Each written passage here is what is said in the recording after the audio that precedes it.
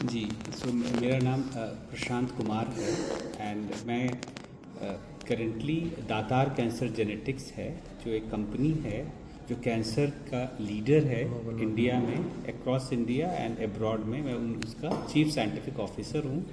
मैं आईआईटी मुंबई में visiting professor भी हूँ और मैं also I work as a consultant director for the R D Gardi medical college in Ujjain.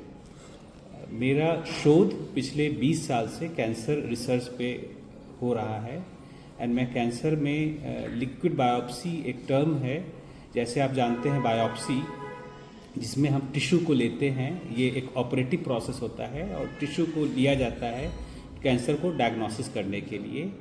अभी रिसेंटली एडवांसमेंट जो कैंसर रिसर्च में हुआ है उसमें हम लिक्विड फॉर्म में, यानी कि अगर हम ब्लड लेते हैं पेशेंट से या सलाइवा लेते हैं या हम यूरिन सैंपल लेते हैं तो उस सैंपल से उसको हम बायोलॉजिकल फ्लूइड कहते हैं, उस बायोलॉजिकल फ्लूइड से भी हम कैंसर का डायग्नोसिस कर सकते हैं। सर, कैंसर के ऊपर ऐसा कहा जा रहा है कि आपने दवाई मिली है आपको, तो किस प्रकार की रहेगी और क्या दुनिया में ऐसी कई दवाई बनाई गई थी या देश में पहली बार आ रही है या दुनिया में पहली बार? कैंसर का ट्रीटमेंट जब हम कहते हैं तो सदियों से हम कीमोथेरेपी, आप सुने होंगे, कीमोथेरेपी यूज़ करते हैं और जैसे जैसे हमको कैंसर की जानकारी बढ़ी हम कीमोथेरेपी से आगे बढ़ गए और अभी हम कीमो रेडियोथेरेपी करने लगे। कीमो रेडियोथेरेपी के बाद हमारे को जब समझ में आया कि कैंसर पेशेंट में बहुत इम्पॉर्टेंट है कि किस तरह का म्यूटेशन डीएनए में, किस तरह के चेंजेस हो रहे हैं उसका पता करना, और तभी हम लोग नेक्स्ट जनरेशन सीक्वेंसिंग, जो हम डीएनए को सीक्वेंस करते हैं वो सीक्वेंस करके हम पता करते हैं कि क्या टारगेटेड थेरेपी है। तो जैसे थेरेपी हम कैंसर की बात करते हैं, अभी हम जो बेसिक है वो कीमोथेरेपी है, रेडियोथेरेपी है, सर्जरी है और उसको हम न्यू एडजुवेंट सेटिंग में कहते हैं। बाद में अभी जो रिसेंट एडवांसमेंट है हम इम्यूनोथेरेपी की बात करते हैं, जिसमें हम बॉडी के इम्यून सिस्टम को एक्टिवेट करते हैं और वो इम्यून सेल्स जो होता है मेनली साइटोटॉक्सिक टी सेल्स होता है, जो बॉडी में हमारे टी सेल्स होता है वो कैंसर सेल्स पे अटैक करते हैं, कैंसर सेल्स को मारते हैं। रिसेंट एडवांसमेंट जो हमारा अभी हो रहा है उसको हम कहते हैं एडवांस्ड इम्यूनोथेरेपी। एडवांस्ड इम्यूनोथेरेपी का मतलब है कि हम इम्यूनोथेरेपी को और भी ज़्यादा कैसे सशक्त बनाएं, और इसमें बहुत सारे थेरेपी अभी हम यूज़ कर रहे हैं और वर्ल्ड अभी इसको स्टडी कर रहा है। उसको हम एडॉप्टिव थेरेपी कहते हैं, जिसमें कार टी सेल्स है, जिसमें टी सेल्स को अगर हम नियो एपिटोप को इंजीनियर्ड करते हैं। सो कार्टी सेल्स है, ट्यूमर इन्फिल्ट्रेटिंग लिम्फोसाइट्स है एंड कैंसर वैक्सीन है, जो आपने रिसेंटली सुना होगा कि रशिया ने कैंसर वैक्सीन का फेज 1 ट्रायल ऑलमोस्ट कंप्लीट किया है और मोस्टली वो जो डेटा है कोलोरेक्टल कैंसर के लिए है एंड दे क्लेम कि एक जो वैक्सीन तैयार हुआ है ये कोलोरेक्टल कैंसर एंड ग्लायोमा के लिए सशक्त होगा। मतलब एशिया के बाद जो रहेगा, मतलब उसके बाद जो रहेगा इंडिया के पास ही ये कैंसर की लस रहेगी क्या?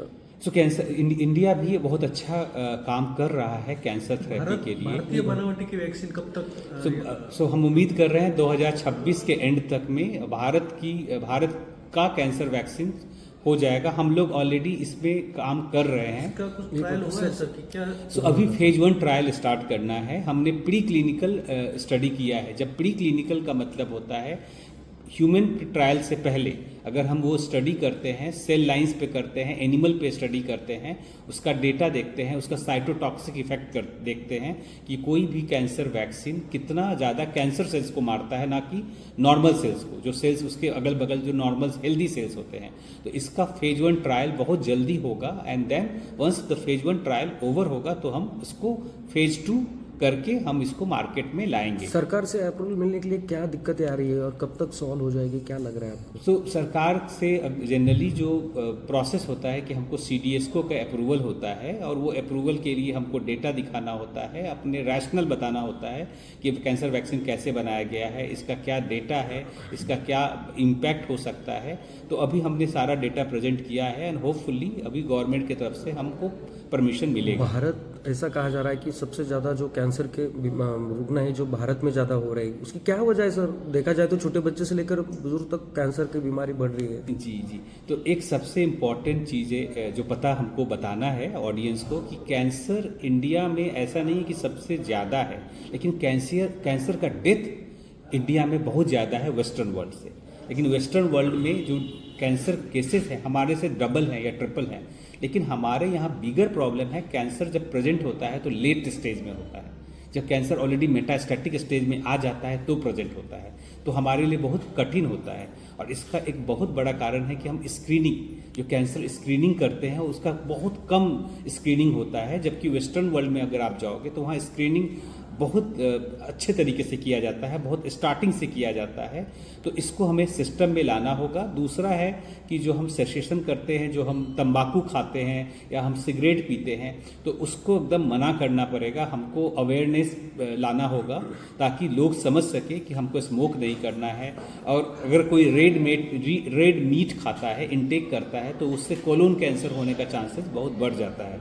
तो हमें लोगों को समझाना होगा कि आप नॉनवेज जो खाते हैं खाइए, लेकिन उसको कम करिए, क्योंकि बहुत ज़्यादा जो नॉनवेज खाते हो तो हमारा जो कोलोन है वो हमारा कोलोन उसके लिए नहीं बना है कि हम उसको डाइजेस्ट कर सके। और तीसरा सबसे इम्पॉर्टेंट रीज़न है अभी पॉल्यूशन।